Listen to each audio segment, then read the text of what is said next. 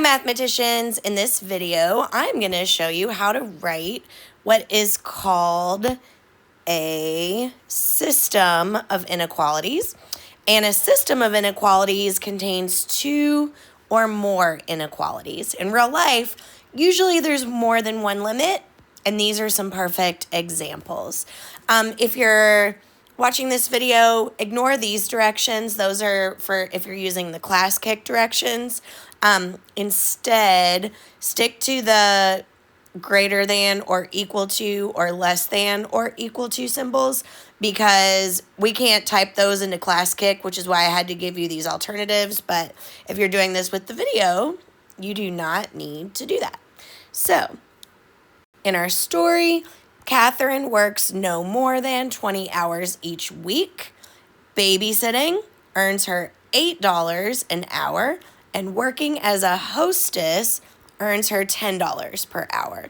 She needs to earn at least $180 each week to save for the car she wants, and it's asking us to write and solve a system of linear inequalities that displays all possible combinations of hours she could work at each job to reach her goal.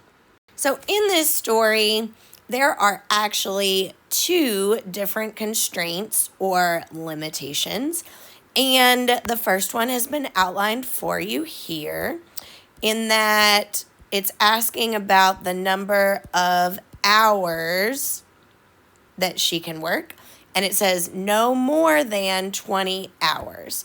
So she can work no more than 20 hours.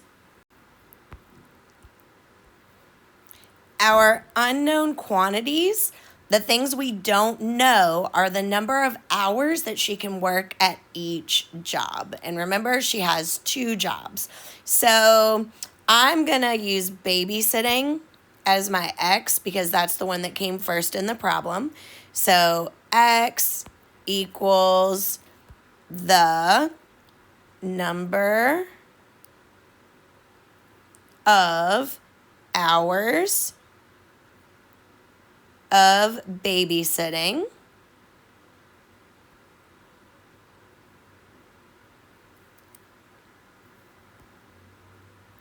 and y is going to represent her other job of working as a hostess. So y equals number of hours of, and I don't know if I'm just inventing this word or not, but I'm going to say hostessing. So working as a hostess. So quantity number one, what we don't know is the number of hours she babysits and the number of hours that she hostesses. So to put it all together as an inequality, we are going to say her hours of babysitting, x, plus her hours of working as a hostess, which in this case is represented by y, is no more than. So the way we write that symbol, I'm going to refer to our inequality keyword chart that we've used in a previous activity. And no more than is right here at less than or equal to. So we're going to say less than or equal to 20. So our first inequality is going to be x plus y is less than or equal to 20. As we've already mentioned, this one actually has two limitations in this scenario. So constraint number two is that she needs to earn at least $180 each week. So she needs to earn at least $180. And because this constraint, this limit, involves dollars, now we need to take the money that she earns for each job into consideration. We didn't have to worry about it up here because the first constraint involved hours. And so we didn't need to worry about how much she made per hour. But now we do. So for each hour of babysitting, she earns $8 per hour. I got that from the problem above. And she earns $10 per hour of hostessing. And again, I don't know if I'm making up this word or not, but we're going to roll with it. So when we use our X and Y, we still need to use X and Y, but we're also going to include how much she makes per hour. So for her earnings for babysitting, it's $8 an hour. So we're going to say 8 times X. Then she earns $10 per hour of hostessing. So we're going to say plus $10 times Y. And then we're going to bring our inequality down. Oopsie.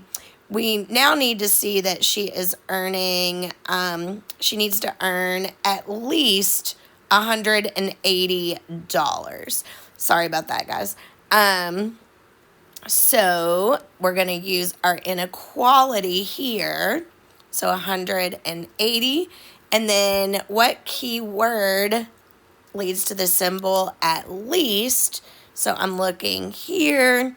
I see the word at least here, which is greater than or equal to.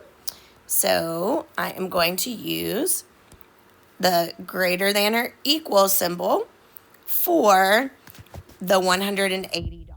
So our two inequalities that we need to bring down, inequality number 1 is number of hours of babysitting plus our number of hours of hostessing can be no more than, so less than or equal to 20. And I got that up here from inequality number 1.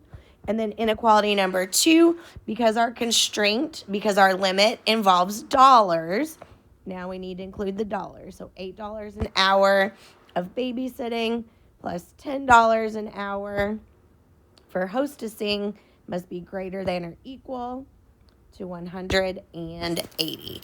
And we're going to save how to graph this for the next video, because first I would like you to try an example where you come up with the inequalities on your own. So please pause the video and try to figure out what the inequalities would be using the form to break it down step by step, and then restart the video when you're ready. Hopefully you have paused, and so you're ready to check your work. So his first constraint is the number of items that he wants to sell, and he wants to sell at least 35 items. We know from our key, so at least, which we got straight from the problem.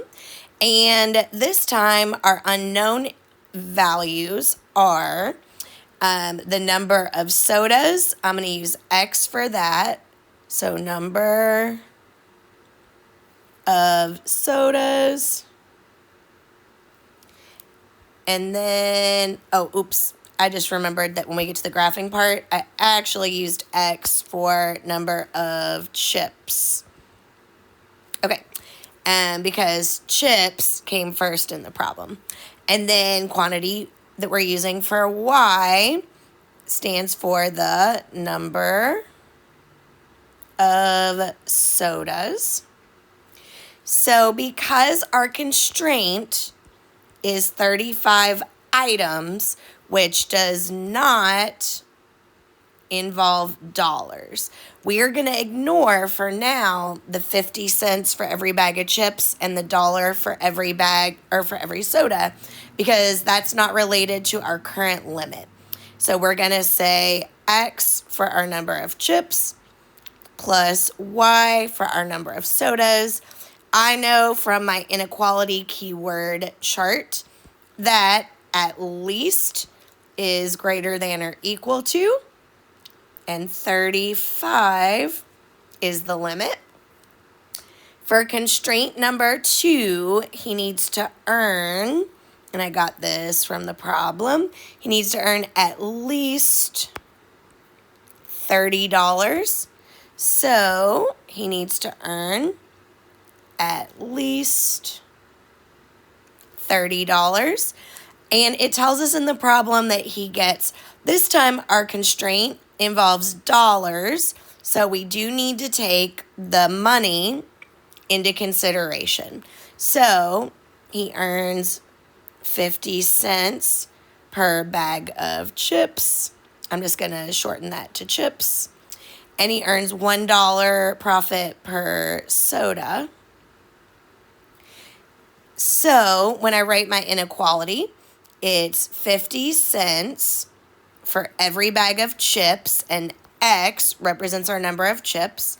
So we're going to say 50 cents times X plus $1 times Y, and at least we know is greater than or equal to 30.